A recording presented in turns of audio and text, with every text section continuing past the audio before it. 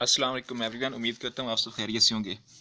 मैं रुस्तम, आप देख रहे हैं इंटेलेक्चुअल रुस्तम। आज मैं जिस टॉपिक पर बात करने जा रहा हूँ वो है वेज़लर अडल्ट इंटेलिजेंस स्केल। देखें, हम एबिलिटी टेस्टिंग के टॉपिक को स्टडी कर रहे हैं। बेसिकली हमारा पूरा कोर्स चल रहा है, पूरी एक सीरीज़ चल रही है testing testing assessment, psychological testing and assessment. उसमें बेसिकली उसके कुछ इंट्रोडक्टरी पार्ट्स थे। उसके अलावा थ्री मेजर टेस्टिंग की कैटेगरीज होती हैं। एबिलिटी टेस्टिंग, एबिलिटीज़, आपकी जो एबिलिटीज़ हैं, नेचुरली चीज़ें जो मिली हुई हैं। दूसरा पोर्शन है पर्सनालिटी टेस्टिंग। आपकी जो पर्सनालिटी है उसको माहौल, नेचर, नर्चर कैसे अफेक्ट करते हैं, कैसे डिवेल्प होती है, उसको टेस्ट करने के हवाले से कुछ टेक्निक्स, कुछ टेस्ट। और तीसरा जो है न्यूरो साइकोलॉजिकल, आपकी जो ब्रेन से रिलेटेड और उसमें जो डैमेज होती हैं चीज़ें। और ये तीन मेजर इसके एरियाज़ हैं। फिर इसकी एप्लीकेशन कहाँ पे है टेस्टिंग की। तो ये एक पूरा टेस्ट है, सॉरी कोर्स है।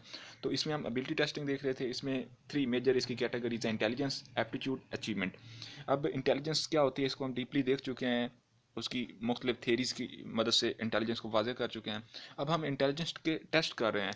तो यहाँ पे बेसिकली इसकी टू मेजर कैटेगरीज होती हैं: verbal test and non verbal test. Verbal test ऐसे टेस्ट जिसमें लैंग्वेज से रिलेटेड चीज़ें, कुछ लिखी हुई चीज़ें दी जाती हैं या लिखवाई जाती हैं और इनको उनको मेजर किया जाता है। नॉन वर्बल जिसमें लैंग्वेज का इस्तेमाल नहीं किया जाता, बस कुछ पिक्चर्स वगैरह होती हैं, उनको देख कर आपकी जो लॉजिक है, रीजनिंग है, आपकी जजमेंट चीज़ें हैं, उनको मेजर किया जाता है। तो ये दो इंटेलिजेंस को मेजर करने की कैटेगरीज हैं। इनके कुछ फेमस टेस्ट हैं यहाँ पे। वर्बल में स्टैनफोर्ड बिने इंटेलिजेंस स्केल है, वेज़लर अडल्ट इंटेलिजेंस स्केल है। इनमें कुछ कुछ ऐसे पोर्शन भी हैं जहाँ पे नॉन वर्बल को भी देखा जाता है।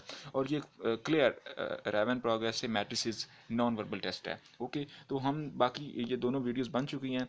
वेज़लर अडल्ट इंटेलिजेंस स्केल, आज ये लास्ट टेस्ट है हमारा वर्बल, इसको देखने जा रहे हैं। हिस्ट्री इसकी देखते हैं, बेसिकली ये टेस्ट कैसे डेवलप हुआ, किसने बनाया।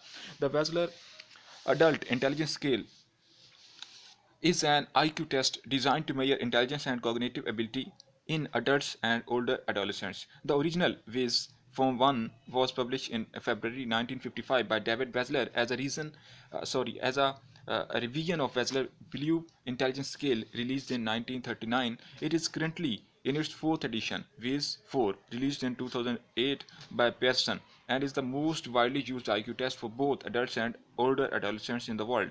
Data collection for the next version, WIS 5, began in 2016 and is expected to end in spring 2020. Wetzler Blue Intelligence Scale. The Wetzler Blue test were innovative in the 1930 because they gathered tasks created for non-clinical purposes for administration as a clinical test battery, used the point scale concept instead of the age scale, included a non-verbal performance scale. Wechsler adult intelligence scale, ये इसकी major three categories हैं। ये पूरी जो आपकी whole as है उसके लिए ये मेजर किया जाता है। बाकी जितने भी टेस्ट हैं उनकी कुछ स्पेसिफिकेशंस हैं, इस एज के लिए है, ये इस एज के लिए है। बेसिकली हमारा जो टेस्ट है वो है अडल्ट्स। तो इसमें इसकी थ्री कैटेगरीज हैं। The test describe by American psychologist Wechsler, we can assist the individual intelligence scale for all age groups. इसके ये थ्री ग्रुप्स हैं, ए बी सी। ए में क्या होता है, ये 2 to 7 एज के जितने भी बच्चे होते हैं उनको, प्री स्कूल या प्राइमरी स्कूल के जो बच्चे होते हैं उनकी इंटेलिजेंस को मेजर करता है। और बी ग्रुप जो है ये 15 to 16, जो आपके टीन एजर्स होते हैं, इस तरह के बच्चे होते हैं, यानी चिल्ड्रन भी होते हैं लेकिन 16 ईयर्स की एज तक जो चिल्ड्रन होते हैं उनके लिए। और आगे जो सी ग्रुप है ये अडल्ट के लिए होता है, 16 to 75। 16 ये बहुत, इसमें सारे अडल्ट आ जाते हैं। ठीक है, अब देखते हैं प्री स्कूल का क्या फंक्शनिंग है। और the Wechsler preschool and primary scale, WPPSI, ये इसका पूरा नेम है और इसकी short form stands for Wechsler preschool and primary scale for intelligence, is a standardize assessment aim to measure the cognitive development. Basically इसका aim क्या है, cognitive development को मेजर करना 2 to 7 years। This version of the Wechsler intelligence test is currently in its fourth edition, often referred as WPPSI 4. Wetzler Intelligence Scale for Children, WISC. Wetzler Intelligence Scale for Children was developed for 5 to 16 children. 16 years old children.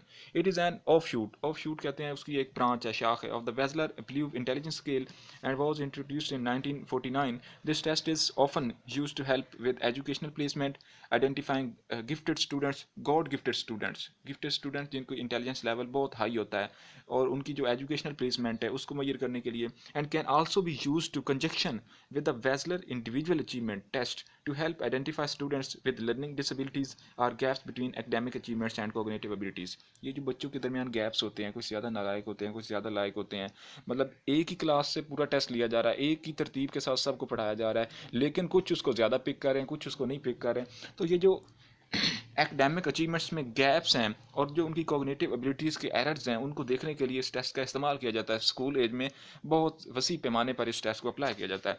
The most recent version of the test is WISC-5 which was released in 2014।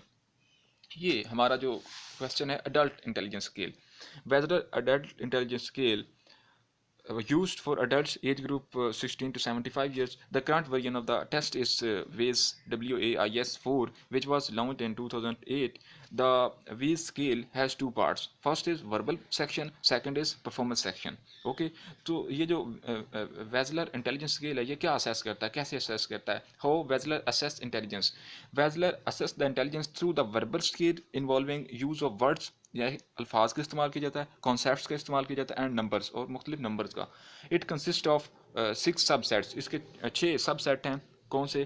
पहला subset test of general information जो general knowledge होता है, general comprehension यानी चीज़ों को कैसे समझ सकते हैं, मसलन जो एक कपड़े हैं, ये कपड़े किस धागे से कैसे बनते हैं, मतलब धागे से बनते तो हैं लेकिन कैसे बनते हैं, ये कंप्रीहेंशन है, समझ बूझ के सवाल इस तरह के पूछे जाते हैं।